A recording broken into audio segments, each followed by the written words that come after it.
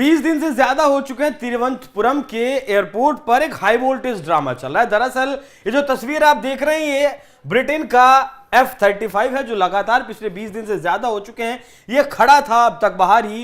इन लोगों ने कहा था कि हैंगर में भी ये नहीं जाने देंगे, लेकिन अब इन लोगों ने परमिशन दे दी है। ये हैंगर में जाएगा, हैंगर में जाकर इसकी जांच पड़ताल होगी। एक बार फिर से 24 सदस्यों की एक टीम इसकी जांच पड़ताल करने के लिए आई है। ये खबर बहुत ज्यादा तवज्जो अमेरिकी मीडिया ने, वेस्टर्न मीडिया ने इसे नहीं दी, हालांकि भारत की मीडिया में खबर लगातार चल रही थी। तो आज इसकी पूरी कहानी आपको बताऊंगा और किस तरीके से आपको बताऊंगा कि अब विदेशी मीडिया ने क्या छापा है, क्योंकि केरल की तरफ से एक मतलब सोशल मीडिया पर केरल सरकार की तरफ से एक ट्वीट क्या कर दिया गया, कुछ लाइनें क्या लिख दी गई। अमेरिकी जो अमेरिका है, ब्रिटेन है, पूरा वेस्टर्न है, उन सबको मिर्ची लग गई। दरअसल केरला की तरफ से लिखा गया कि यूके F-35B, मतलब ये उस फाइटर जेट का नाम है। Kerala is such an amazing place, I don't want to leave, definitely recommended. मतलब इन्होंने लिखा कि ये F-35B कह रहा है कि मेरा केरल इतनी खूबसूरत जगह है कि मेरा यहां से जाने का मन नहीं कर रहा है। इसी बात पर इन लोगों को मिर्ची लग गई और मिर्ची लगकर इतनी मिर्ची लगी कि भारत को दुश्मन तक इन देशों ने लिख दिया है।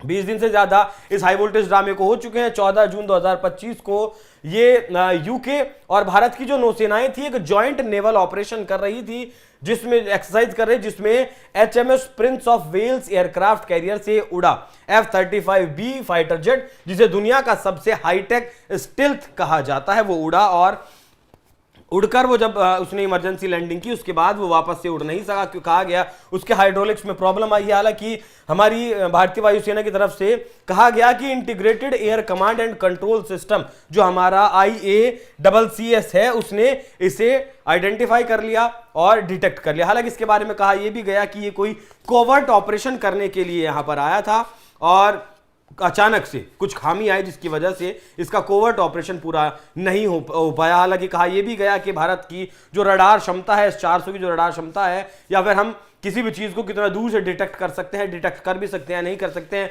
हमारी जो रक्षा प्रणाली, हमारी जो शक्ति है उसे ये मापने के लिए आया था। भारी भरकम महंगा जो फाइटर जेट है 88 मिलियन का है, लगभग 900 करोड़ रुपए का है, और अब तक ये यहां पर हिंदुस्तान में खड़ा ही है और इसका कुछ हो अब तक नहीं पाया है। अब इसे कहा जा रहा है कि जब इसका कुछ नहीं होगा तो इसे तोड़ फोड़ कर यहां से लेकर जाया जाएगा।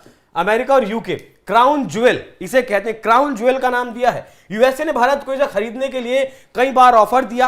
हालांकि ट्रंप और मस्क दोनों इसे कबाड़ भी बता चुके हैं, उसके बावजूद भी भारत के ऊपर दबाव बनाते कि आप खरीद लीजिए। अभी फिलहाल पाकिस्तान के ऊपर भी दबाव बना रहे हैं।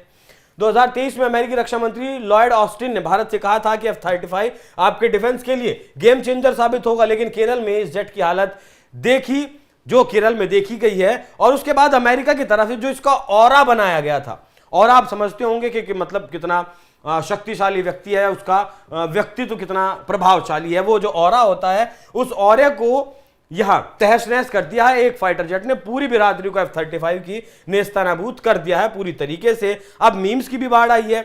F-35 में कोई कह रहा है कि आधार कार्ड लेकर आओ, कोई OLX पे से बेचने की बात कर रहा है, कोई 5 स्टार रेटिंग दे रहा है। ये मीम सिर्फ हंसी मजाक नहीं, इनसे F-35 की जो ब्रांड वैल्यू है वो ग्लोबल लेवल पर खत्म होती जा रही है। कनाडा और ऑस्ट्रेलिया इसे खरीदने के बारे में सोच रहे थे, जो कि शायद अब नहीं खरीदेंगे। 20 दिन से ये टरमैक पर खराब खड़ा है, स्टेल्थ तो छोड़ो उड़ भी नहीं पा रहा है। लोग इस तरीके की बातें कर रहे हैं कि आखिर अमेरिका का सबसे उन्नत किस्म का स्टेल्थ फाइटर जेट, अब इसका क्या होगा। अब इसका जो इसकी जो USP है, स्टेल्थ कैपेबिलिटी है, यानी रडार से बचने की जो क्षमता है, वो अब किसी काम की नहीं है, सब धरी की धरी रह गई हैं। लेकिन जैसे ही ये जेट केरल में लैंड हुआ, भारतीय वायुसेना ने ऐलान कर दिया था कि इसे तुरंत हमने डिटेक्ट कर लिया था, आइडेंटिफाई कर लिया था।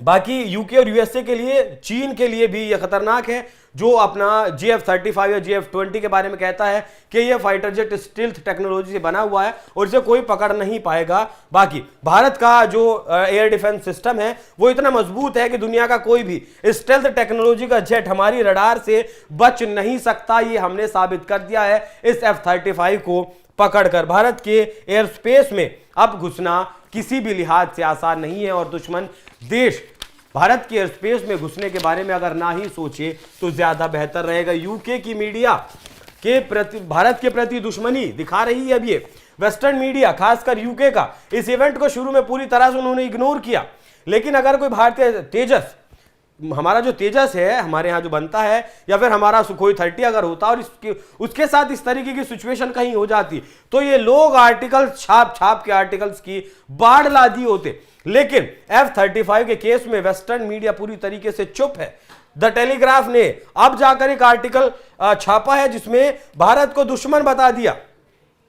डेली मेल ने लिखा है कि केरल टूरिज्म ने रॉयल नेवी का मजाक उड़ाया।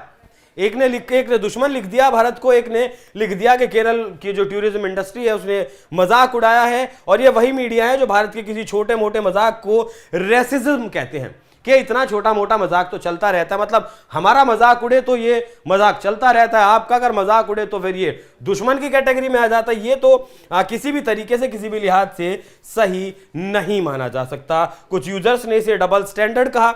एक पोस्ट में लिखा गया, जब यूके मीडिया भारत को गाय, सांप और गांव दिखाकर मजाक उड़ाता है तो वो ह्यूमर है, लेकिन केरल टूरिज्म का एक भी मीम मौकरी हो गया।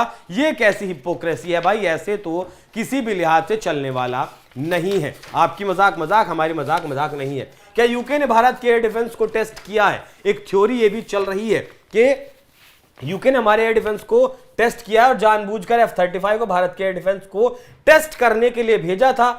ये थ्योरी, मतलब इस थ्योरी पर विश्वास नहीं होता। अगर ऐसा होता तो आने वाले, मतलब 2 दिन खड़ा रहता, 4 दिन खड़ा रहता, 5 दिन खड़ा रहता, एक टीम आती, दूसरी टीम लेकर चली जाती, तीसरी टीम भी यहां काम नहीं कर पाई है। और अब कहा ऐसा जा रहा है कि जो 24 सदस्यों की टीम आई है वो भी अगर ठीक नहीं कर पाती है, फिर इसे मालवाहक विमान में इसके जो पंख हैं उन्हें तोड़कर अलग भरा जाएगा, और ये जो इंजन वाला पोर्शन है इसे तोड़कर अलग भरा जाएगा, और अमेरिका इसे अपना जो उसका C-17 जो ग्लोब मास्टर उसका मालवाहक विमान है दुनिया का सबसे बड़ा, उसमें इसे लाद कर ले जाएगा।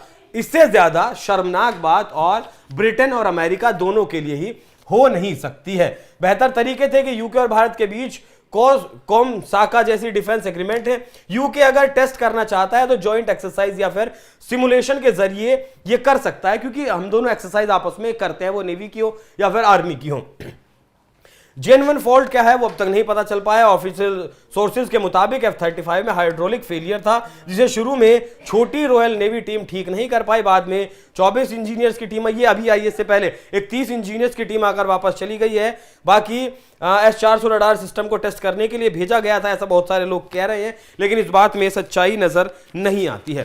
तो असल में कहानी यही है कि अब ये जो विमान है, जब 24 लोगों की टीम सही नहीं कर पाई है, 40 लोगों की टीम सही नहीं कर पाई है, तो इसे अब तोड़कर ग्लोब मास्टर में भरकर इसके कबाड़ को लेकर जाया जाएगा। और हो सकता है कि अगर हैंगर में लेकर जाया गया है तो भारतीय जो इंजीनियर्स हैं एक बार उनसे भी ट्राई करवा लें। यूके के जो लोग हैं, भले ही वो अपने आप को बहुत ज़्यादा सुपर मानते हों, लेकिन हो सकता है कि हमारे जो लोग हैं वो इसे ठीक कर दें। अब यहां यूके ने हाल ही में अपनी डिफेंस पॉलिसी को रूस केंद्रित किया है, क्योंकि S-400 जो हमारे पास है वो यूके ने भी खरीदा है, और नाटो के साथ मिलकर भी अब रूस के खिलाफ भी वो सैन्य अभियान कर रहा है। तो वेस्टर्न कंट्रीज का क्या कुछ है कुछ समझ नहीं आता है। द टेलीग्राफ और डेली मेल जैसे यूके मीडिया हाउसेज ने हाल में भारत के खिलाफ आक्रामक टोन अपनाया है।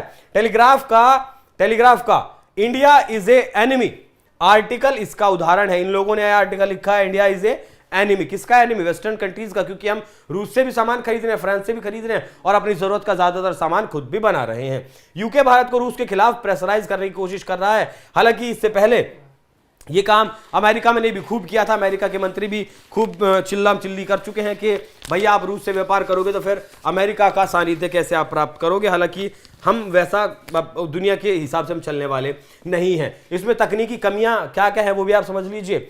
रिलायबिलिटी पहले भी सवालों के घेरे में F-35 की रही है। 2019 में अमेरिका में एक F-35 को C-17 में डिसमेंटल करके ट्रांसपोर्ट करना पड़ा था, जिस तरीके से इसे करना पड़ेगा। 2023 में ऑस्ट्रेलियन F-35 के मेंटेनेंस कॉस्ट को असस्टेनेबल बताया था, मतलब ये सहन करने लायक इसका कॉस्ट नहीं है।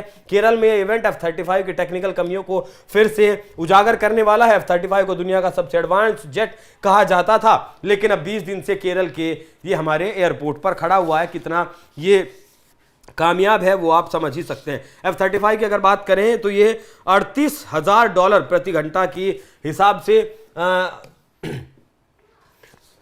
38,000 किलोमीटर प्रति घंटा के हिसाब से इसका खर्च आता है। 2023 में यह कहा गया था कि 55% समय इसका रिपेयर में चला जाता है। मतलब अगर एक साल की बात करें तो एक साल में 365 दिन है, उसमें से आधे से ज्यादा दिन इसे रिपेयर करने में चले जाएंगे।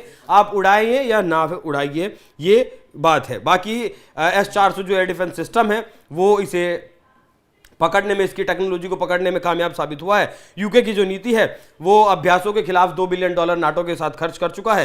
केरल टूरिज्म को लेकर ये यूके गुस्सा है, फिलहाल बहुत ज्यादा गुस्सा है। टाइमलाइन की अगर बात करें तो 14 जून को ये अरब सागर में खराब मौसम के चलते इसने लैंड किया।